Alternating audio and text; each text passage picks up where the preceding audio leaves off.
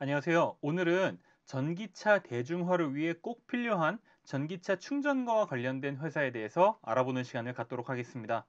오늘 제목은 충전소가 있어야 전기차를 사지인데요. 지금 제가 딱 그렇습니다. 전기차를 사고는 싶은데 충전을 과연 문제없이 할 수 있을까? 라는 게 가장 큰 걱정인데요. 미국도 마찬가지일 겁니다. 그래서 오늘 다룰 기업은 어떻게 이거를 지금 준비하고 있는지 한번 같이 알아보겠습니다. 네, 종목 매수 매도에 대한 추천 영상은 아닙니다. 다만 기업에 대해서 전반적인 설명이고 이 영상을 보시면 앞으로 해당 기업과 관련된 뉴스를 보실 때 대략적으로 감이 잡히실 거예요. 오늘은 모빌리티 메가 트렌드 중에서 충전과 관련된 미국 기업을 알아보겠습니다. 오늘 다룰 회사가 하고 있는 사업입니다. 사업 사실 간단합니다. 요새 전기차 충전기 많이 보이시죠? 이런 기기들을 납품하고 관리해주는 회사고 이름이 차지 포인트입니다. 사실 이름을 잘 지어야 돼요. 차지 포인트라는 말이 충전하는 곳이라는 말이잖아요. 이 회사가 뭐 하는 회사인지 바로 딱 와닿죠?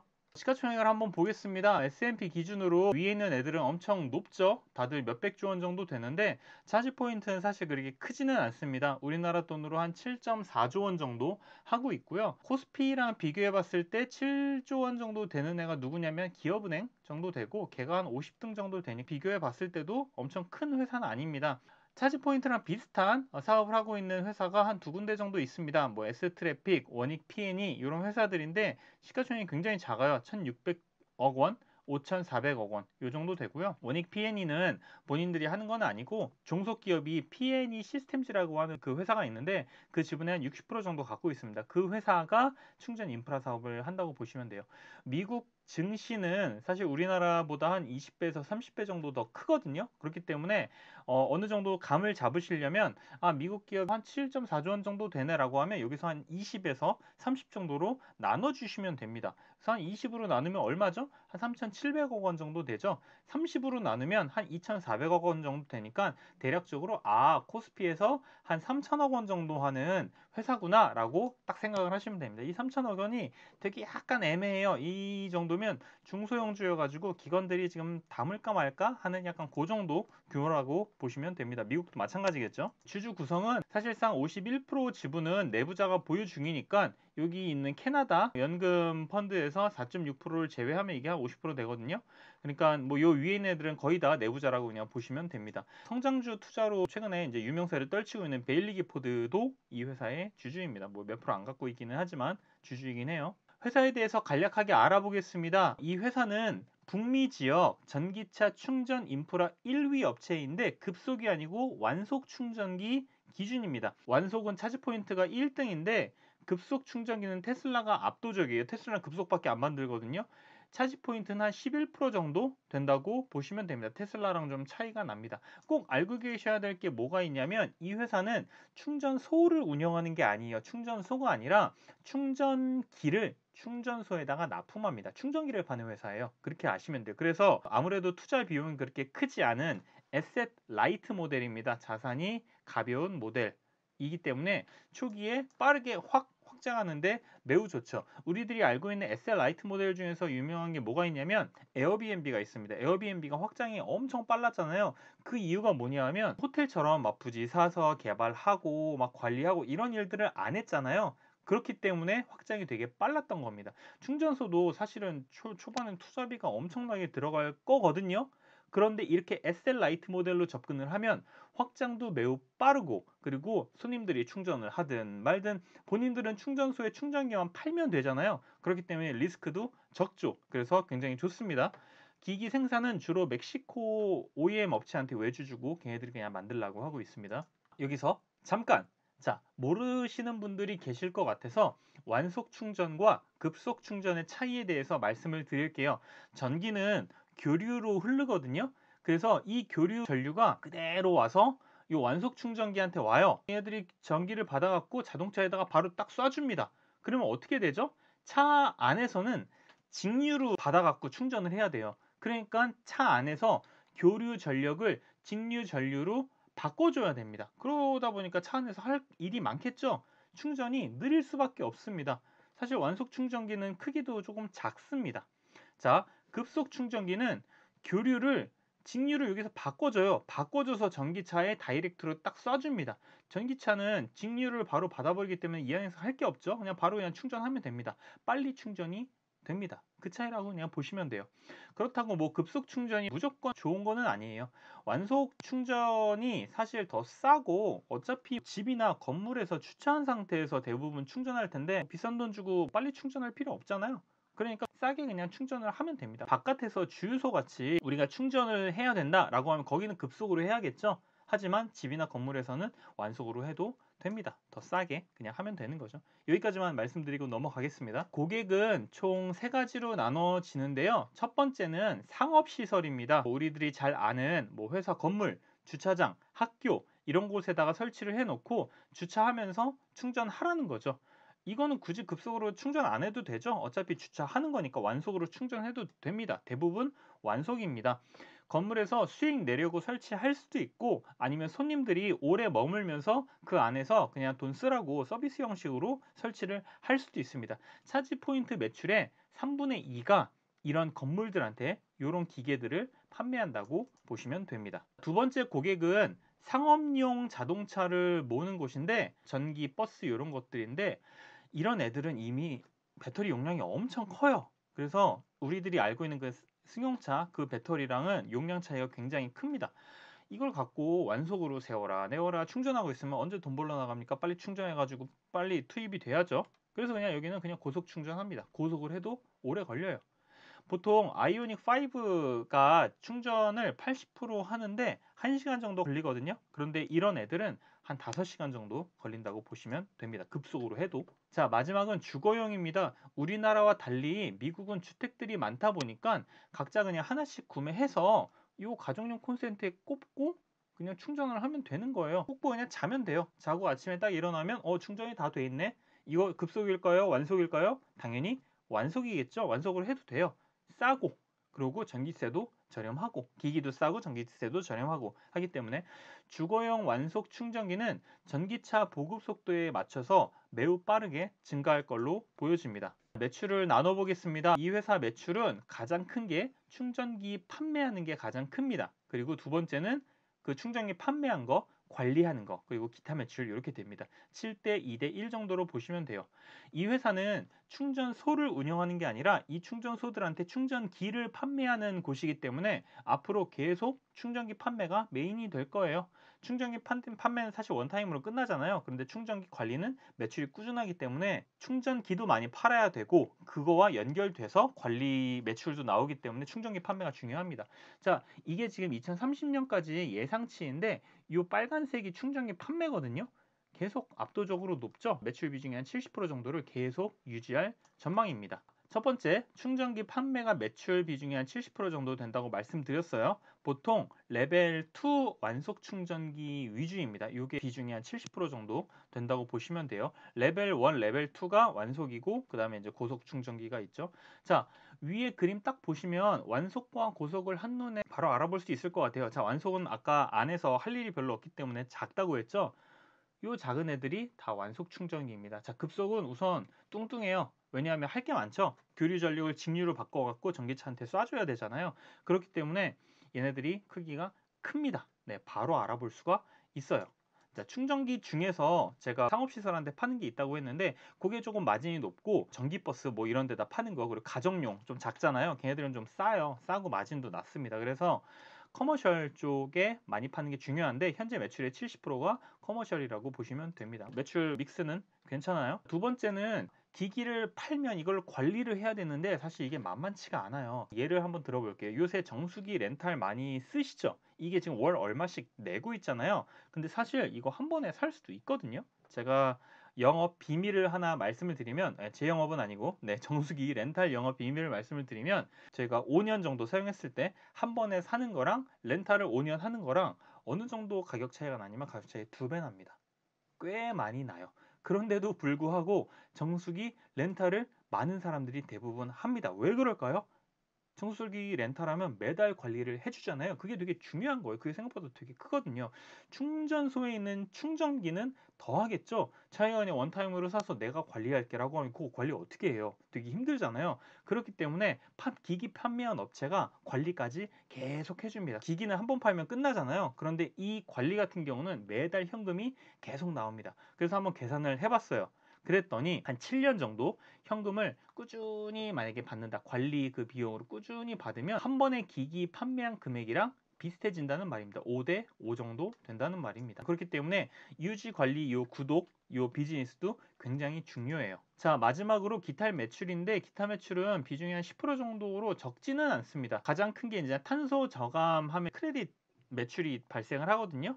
이게 기타 매출의 대부분이에요. 그리고 플러스로 자체 보유하는 충전소 매출인데 사실 이건 거의 크지도 않고 이 사업을 확장할 생각도 없어요. 앞으로 이쪽 기타 매출은 성장이 그렇게 크지는 않을 걸로 지금 보여지고 있고, 왜냐하면 사실 탄소 저감 크레딧 매출은 지금 요 탄소 저감을 하는 애들한테 인센티브를 주는 거잖아요. 근데 이 인센티브가 언제까지 계속 유지가 될지 모르기 때문에 이거는 언제 없어져도 언제 줄어들어도 이상하지가 않습니다. 그래서 요 기타 매출은 그렇게까지 의미 있게 커질 거라고 보지는 않습니다. 그냥 충전기를 많이 팔고 그 판 기기를 관리를 얼마나 많이 하느냐, 그게 그냥 핵심이라고 보시면 돼요.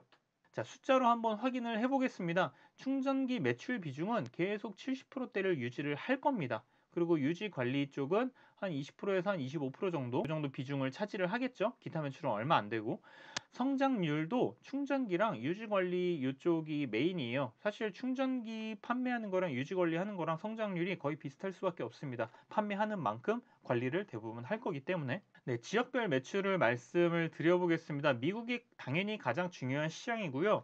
여기서 완속 충전 시장 1등인데 회사의 추가 성장 모멘텀을 위해서 얘네들이 이제 유럽으로 진출을 했습니다. 아무래도 유럽이 지금 현재로서는 글로벌 전기차 시장을 주도를 하고 있거든요. 그래서 여기서 전기차가 많이 팔리면 당연히 충전기도 많이 필요하겠죠. 당연히 큰 시장이니까 큰 시장에 진출하는 게 맞다고 봅니다. 지금은 유럽 매출이 사지포인트한테 차지하는 비중이 얼마 안 돼요. 한 10% 정도밖에 안 되는데 지금 회사에서는 한 2025년까지는 30%까지 올려보겠다라고 하는 게 회사의 목표입니다. 앞에서 확인해 봤듯이 성장률이 지금 엄청날 걸로 예상이 되는 이 전기차 충전 시장에 대한 기대감이 사실 엄청 컸어요. 그렇기 때문에 주가에 이미 좀 많이 반영이 됐다고 보시면 됩니다. 이 회사는 상장 당일날 한 30% 정도 올랐어요. 20몇 프로 올랐는데 그 데이터는 빼고 그 다음 날부터 해가지고 나스닥이랑 비교를 해봤습니다. 100부터 시작해서 딱 보면 와 2020년 한 11월 12월에 엄청 달렸네요. 쫙 올라갔습니다. 나스닥도 꽤 올라갔죠. 근데도 불구하고 말도 안 되게 성장을 했다가 지금 거품이 쫙쫙쫙 살짝 올라갔다가 쫙쫙쫙 빠져갖고 지금 나스닥과 거의 비슷한 상황까지 왔습니다. 기대감이 사실은 좀 많이 크기는 했었죠. 주식 얘기를 해보겠습니다. 제가 주식은 P, Q, 마진, 밸류에이션 네, 이 말씀을 계속 드리고는 있는데 이 기업마다 조금 접근해야 되는 방식이 달라요. 이 회사는 사실 시장이 얼마나 커지고 그 시장에서 이 회사가 얼마나 먹을 것인지가 중요하잖아요. 그렇기 때문에 제가 탑다운 분석으로 좀 말씀을 드리도록 하겠습니다. 이 표가 되게 복잡해 보이는데 제가 최대한 쉽게 설명을 드리겠습니다. 잘 따라오세요. 2020년 미국 시장 기준으로 충전기 한 대당 전기차가 20대 정도 비율로 지금 충전기가 보급이 되어 있습니다. 이걸 지금 2025년까지 15대로 낮춰보려고 하고 있습니다. 이렇게 계산하면 매년 신규 보급되는 충전기 개수가 계산이 됩니다. 그리고 차지 포인트의 시장 점유율을 계산을 한번 해보면 되는 거죠. 그러면 이제 차지 포인트의 충전기가 몇 대가 신규로 플러스가 되는지 바로 나오죠. 이거를 보시면 이게 이제 시장 점유율인데 현재 지금 완속은 한 85% 정도 차지할 걸로 보여지고 있고 급속은 전체에서 한 15% 정도 차지할 걸로 보여지고 있는데 이 회사가 지금 완속에서는 점유율이 한 70% 정도 되고 급속에서 한 12% 정도 되니까 계산을 해봤을 때 한 61.3% 정도 시장 점유율을 차지할 걸로 보여지고 있습니다. 대략 한 60% 정도 잡겠습니다. 60% 잡으면 차지 포인트의 충전기가 신규로 얼마나 플러스가 되는지 나오죠. 그리고 평균 가격은 5,000달러 정도로 잡아놨습니다. 제가 계산을 해보니까 5,000달러 정도 되더라고요. 그러면 미국 충전기 판매해가지고 나오는 매출이 계산이 됩니다. 자, 이제는 유럽 매출을 한번 계산을 해보겠습니다. 2021년 기준으로 유럽 매출 비중이 한 10% 정도 되는데 이걸 회사에서 지금 2025년까지 30% 정도로 올리겠다는 겁니다. 그렇게 하면 유럽 충전기 매출이 나오죠. 그래서 미국 충전기 매출이랑 유럽 충전기 매출 두 개 합치면 전체 충전기 매출 합계가 이렇게 나옵니다. 자, 이 회사는 충전기 매출 비중이 70%라고 했잖아요. 그리고 이 비율이 계속 유지될 가능성이 높다고 말씀을 드렸습니다. 그러면 유지 관리하는 거 그리고 기타 매출 그게 한 30% 정도 되니까 그거까지 계산을 하면 전체 매출이 나옵니다. 이 정도 되겠네요. 뭐 한 2021년 기준으로 한 1억 3,800만 달러니까 한 우리나라 돈으로 한 1,700억 원 정도 되겠네요. 이게 지금 2025년에는 와 거의 10배가 늘어나네요. 지금 2억 달러 정도 되니까 우리나라 돈으로 한 1.5조 원 정도 된다고 보시면 됩니다. 이 회사는 2025년에 영업이익단에서 플러스를 내는 게 목표이기 때문에 뭐 제가 PE 계산은 안 했습니다. 그냥 PS로 한번 보면 되는데 2022년 기준으로 25배 정도 됩니다. 꽤 높은 수준이에요. 그런데 2025년까지 정말 급격히 성장하거든요. 제가 전체 매출이 2021년 대비해가지고 10배가 늘어난다고 그랬잖아요. 한 4년밖에 안 지났는데 매출이 10배가 늘어나는 거니까 엄청 빠른 시장이고 거기서 주도적인 위치를 지금 잡고 있다는 겁니다. 그래서 PS가 2025년에 급격하게 또 낮아져요. 그래서 지금은 좀 비싸 보이는데 2025년 PS를 딱 보면 또 엄청 높은 수준이라고 볼 수도 없어요. 관건은 실제로 2025년에 이 회사가 돈을 벌 수 있는지가 굉장히 중요합니다. 그래서 이익을 낼 가능성이 만약에 높다고 판단하면 사실 PS 밸류를 투자자들이 더 높게 줄 수도 있습니다. 제가 2025년 정도는 돼야지 영업이익단에서 플러스가 난다고 말씀을 드렸잖아요. 그러기 위해서는 사실 매출액 대비해서 비용의 비중이 많이 줄어야 되는데 뭐가 좀 줄어야 되는지 한번 보겠습니다. 2020년 기준으로 볼게요. R&D가 한 50% 정도 되고 세일즈 앤 마케팅이 한 40% 정도 되고 일반 관리비가 한 17% 정도 돼가지고 매출액보다 지금 쓰는 비용이 더 많습니다. 엄청 많아요. 근데 이게 2025년 정도 되면 급격하게 줄어듭니다. 특히 어디서 많이 줄어드냐면 세일즈 앤 마케팅에서 많이 줄어들어요. 사실 R&D도 많이 줄어들죠. 이거는 기본적인 일반 관리비니까 뭐 엄청나게 줄어들 수는 없어요. 요 세일즈 앤 마케팅에서 좀 많이 줄어든다고 보시면 됩니다. 그렇게 줄어들어야 2025년에 영업이익단에서 플러스를 겨우 낼 수가 있습니다. 이래야지 투자자들이 이 회사가 망하지 않고 살아서 돈을 벌겠구나라는 확신을 갖고 투자를 조금 더 적극적으로 하고 그게 주가에 반영이 돼서 주가도 오르겠죠. 제가 계속 2025년 하는데 여기 2026년이라고 써 있잖아요. 이 참고로 보통 회사들의 결산월이 12월이에요. 그래서 뭐 2025년이면 그냥 2025년 이렇게 되는데 이 회사 같은 경우는 1월입니다. 그래서 결산이 2021년이면 2021년 1월 결산이면 사실상 2020년 거잖아요. 그래서 2026년 지금 예상치라고 하지만 이건 사실 2026년 1월 결산이기 때문에 2025년치 데이터라고 그냥 보시면 됩니다. 제가 항상 밸류에이션은 기대감이라고 말씀을 드리는데 차지포인트의 기대감은 뭐가 있을까요? 가장 중요한 건 전기차 판매량이 급증해서 충전기 수요가 예상보다 더 급증을 하는 거죠. 바이든 대통령이 전기차와 충전소 확충에 대규모 예산을 지금 사용한다고 발표를 했는데 아직 구체적으로 지금 나오지는 않았습니다. 다만 실제로 실행이 되면 1위 업체가 어쨌든 가장 큰 수혜를 받을 수밖에 없겠죠. 또 유럽 시장에서도 회사 목표대로 유럽 매출 비중이 한 10% 정도 되는데 2025년까지 30%까지 만약에 올라가면 이것도 큰 모멘텀으로 작용을 할 겁니다. 현재 유럽은 업체들이 진짜 엄청나게 난립해 있거든요. 미국은 조금 정리가 됐어요. 완속은 차지포인트가 1등, 급속은 테슬라가 1등. 그런데 유럽은 뭐 수백 개의 업체들이 난리예요. 파편화돼 있거든요. 근데도 거기서도 매출 성장을 일으켜서 주도적인 위치를 차지한다는 것 자체가 이 회사의 경쟁력을 증명해 주는 거겠죠. 자, 목표 주가는 뭐 항상 저는 모릅니다. 다만 현재 가격은 많은 기대감이 투영이 돼 있어요. 근데 2025년에 회사 목표대로 성장을 한다면 또 그렇게까지 비싸다고 볼 수도 없습니다. 결국 정책 수혜를 얼마나 받는지 그리고 이 회사가 그거를 받아갖고 어떻게 성장하는지를 계속 지켜볼 수밖에 없습니다. 자, 오늘 영상 정리를 해보겠습니다. 첫 번째, 차지 포인트는 미국 완속 충전기 시장 1위 업체이다. 급속이 아니다. 두 번째, 충전소는 운영 안 하고 충전소들한테 충전기만 판매하고 관리해준다. 세 번째, 앞으로 충전소 확대되면서 충전기 매출이 계속 70% 정도 될 거다. 네 번째, 유럽도 진출했는데 지금은 매출 비중이 10%밖에 안 되지만 2025년에 30%가 목표다. 다섯 번째, 정부 정책 수혜를 받으면 예상보다 더 빨리 성장할 수도 있다. 네, 오늘 영상은 여기까지. 끝!